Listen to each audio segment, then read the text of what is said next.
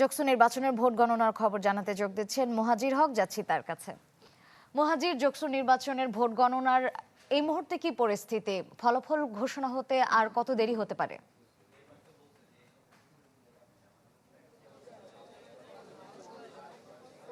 কিছুক্ষণ আগেই আরও একটি কেন্দ্রের ভোটের ফলাফল প্রকাশ করা হলো এবং এর মধ্য দিয়ে কিন্তু এখন বলা যায় যে 14টি কেন্দ্রের ফলাফল এখন পর্যন্ত আমরা জানতে পেরেছি।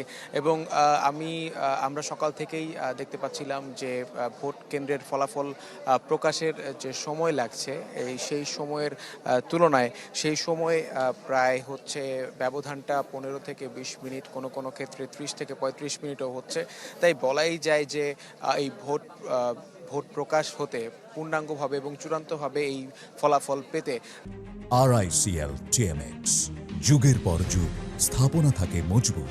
আমাদের হয়তোবা সন্ধ্যা রাত পর্যন্ত এখন অপেক্ষা করতে হবে, কারণ মাত্র 39টি কেন্দ্রের মধ্যে আমরা ফলাফল পেয়েছি 14টি কেন্দ্রের। এবং কিছুক্ষণ আগে যে কেন্দ্রটির ফলাফল প্রকাশ করা হলো সেটি হচ্ছে উদ্ভিদ বিজ্ঞান বিভাগের যে কেন্দ্রটি ছিল সেই কেন্দ্র, এবং সেখানে কিন্তু রাকিব আবারও, অর্থাৎ ছাত্রদল প্যানেলের যে ভিপি প্রার্থী AKM রাকিব, তিনি পেয়েছেন 216 ভোট, এবং ছাত্র শিবির সমর্থিত প্যানেলের যিনি ভিপি প্রার্থী রিয়াজ, সে পেয়েছে 65 ভোট। অর্থাৎ আবারও বলা যায় যে 249 ভোটে এখন ছাত্রদলের ভিপি প্রার্থী রাকিব তিনি এগিয়ে আছেন।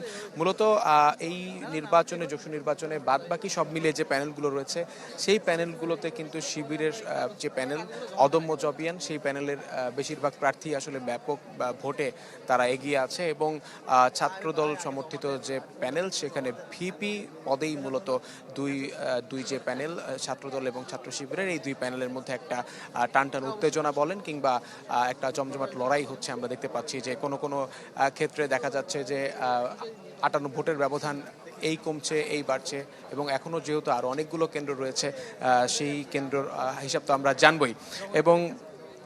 এবং সব মিলিয়ে এখানকার যেমনটা বলছিলাম যে এখানকার যে সার্বিক অবস্থা, সেখানে সবাই আসলে অপেক্ষায়, এবং সময়টা অনেকক্ষণ হয়ে গিয়েছে।